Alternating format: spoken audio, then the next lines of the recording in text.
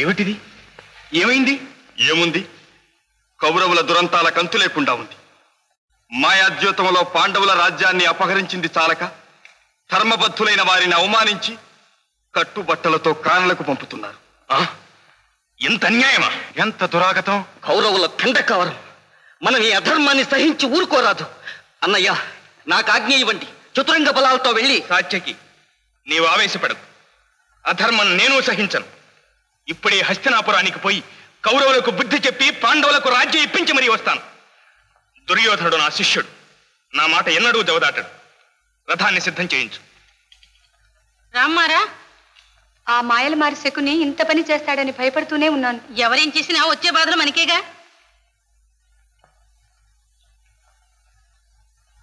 భయపడకు శశి, నేనున్నానుగా.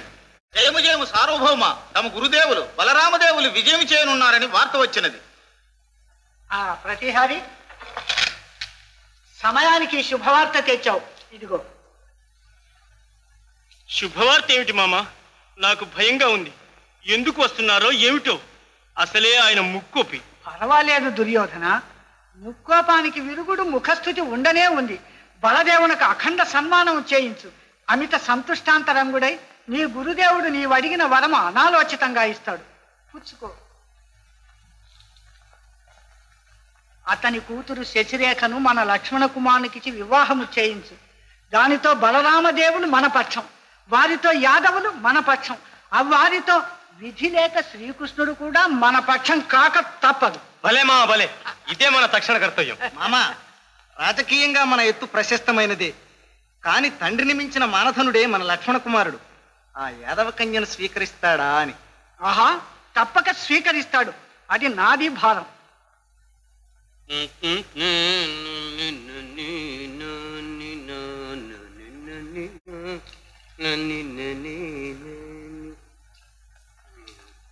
సరే రాజన్. ఓహో, ఆహా ఆహా. ప్రభు, సురుచిరాకార రణధీర శూర వీర లక్ష్మణ కుమార సుకుమార. చాలు ముఖస్తుతే. అస్తు ప్రభు, నన్ను వినండి. అభిమన్యుని జన్మ కన్నా శుభమైనది మీదు జన్మ. బలి, ఇది కవిత్వం. గ్రహించండి. అయితే మరి నన్ను వినండి. వనవాసము అని కర్మ, ఘనరాజ్యము మీది సుమ్మ. లెస్సమలికి తిరిగి జై భవ. తమ దర్శనార్థం తాతపాదుల వారు వేంచేసినారు ప్రభు. సమయం కాదు. యుద్ధకాండలో ఉపద్రవంగా పద్మ వ్యూహం పన్నిన వేళల పురోగమించుట వానికి తెలియను, తిరోగమించుట తమకు తెలియను. అతనికి మీ తెలివేది, అతనికి మీ సుడివేది, అతనికి మీ కళయేది. స్తుతిగాడి సారథి సారథి. ఏ రాజన్, తానా అంటే తందానా అని వీరు బహుమానాలు పుచ్చుకున్నారు. ఈ తాన శర్మ తందాన శాస్త్రి మన ముందు పనికిరారు. నాముక స్థుతి వినండి. అటు ఇద్దరు ఇటు ఇద్దరు అభిమన్యుని బాబాయులు, అటు కూడిన ఇటు కూడిన నలుగురంటే నలుగురే. మరి తమకో నూటికి ఒక్కడే తక్కువ బేటి బేటి బాబాయులు. బాబో ఏమని చెప్పుదు బాబాయిల సేన తమది బ్రహ్మాండముగా. లెస్సాతి లెస్స బలికితివిరా సారథి. నాయన లక్ష్మణ కుమార. ఓ మీరా తాతపాదులు, ఇక మీకు సెలవు. ఆహాహా, ఎంత ముచ్చటగా ఉన్నావు. నువ్వు శృంగార వీరుడివి. నీకు ఒక ప్రియమైన వార్త చెప్తాను. కూర్చో. వీరలక్ష్మణం విలాసంగా నిల్చునే వినాలి. చెప్పండి. చూడు, ఈ అఖండ సామ్రాజ్యానికి నీవు యువరాజు. అంతనా? అంతేకాదు నాయన, యువ రాజరాజువి, యువ సార్వభౌముడివి, యువ చక్రవర్తివి. ఇక నీవు వివాహం చేసుకోవాలని నేను మీ నాన్న నిశ్చయించాం. అయితే నేను నిశ్చయించాను. సంబంధం కూడా ప్రశస్తమైంది. పెళ్లి కూతురు భువనైక సుందరి శశిరేఖ, మన బలరామదేవుని కూతురు. సిగ్గు సిగ్గు. ఆ అనాగరిక యాదవ సామంతరాజుకు నేను అల్లుడిని కూడా అసంభవం. అయితే ప్రమాదమేనే. ఆ కన్యను అభిమన్యుడు వరించాట. అయితే నేనేనా వరించలేంది? అభిమన్యుడు వరించిన కన్యలందరినీ నేనే వరిస్తాను. వాడికి గిలాతనంలో కన్ని దొరకకుండా చేస్తాను. తాత, ఆ రేఖ నాకే కావాలి. బుద్ధిశాలివి నాయన, బుద్ధిశాలివి. అవును. అయితే ముహూర్తం పెట్టిస్తాను. అది మీ ఇష్టం.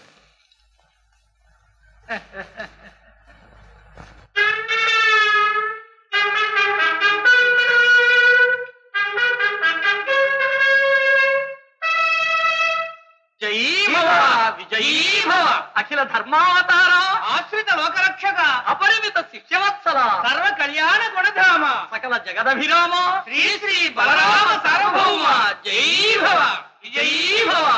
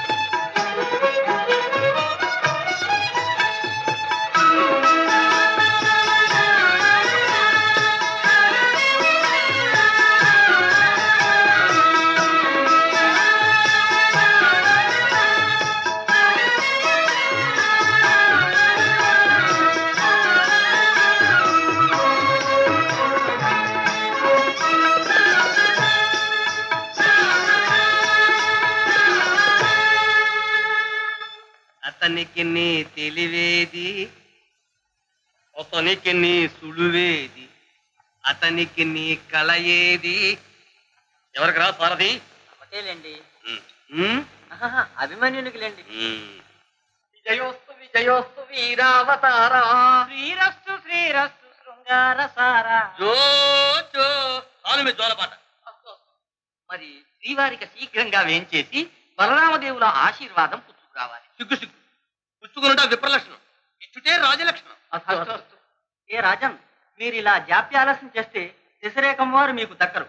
కాబోవు మామ వారికి వందన నమస్కారం చేస్తామని మాటిచ్చారు. వందనం కాదు, నమస్కారం మాత్రమే చేతుమంటమి.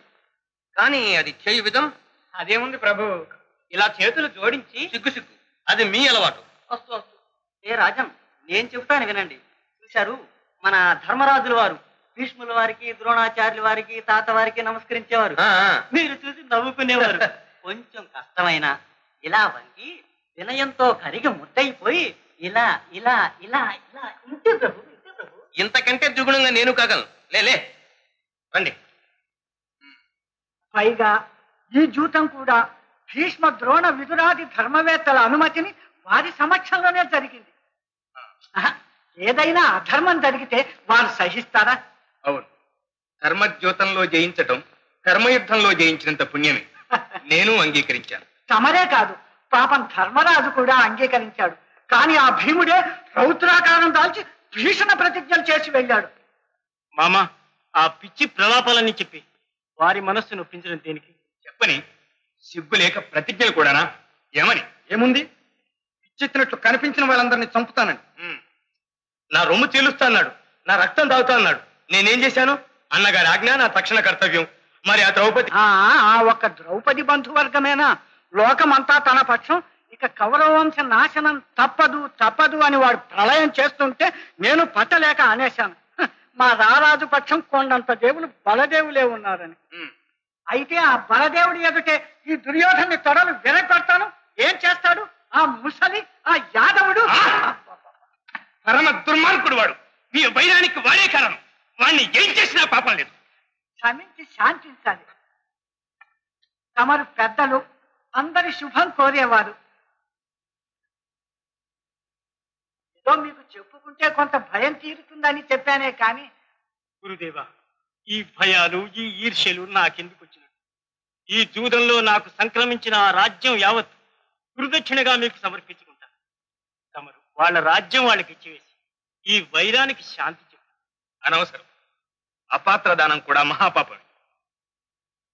దుర్యోధన, నీ వితరణశీలానికి మెచ్చి నీకు వరమిస్తున్నాను. కోరుకు. ఆ లక్ష్మణ కుమార, సమయానికి వచ్చావు. రా నాయనా.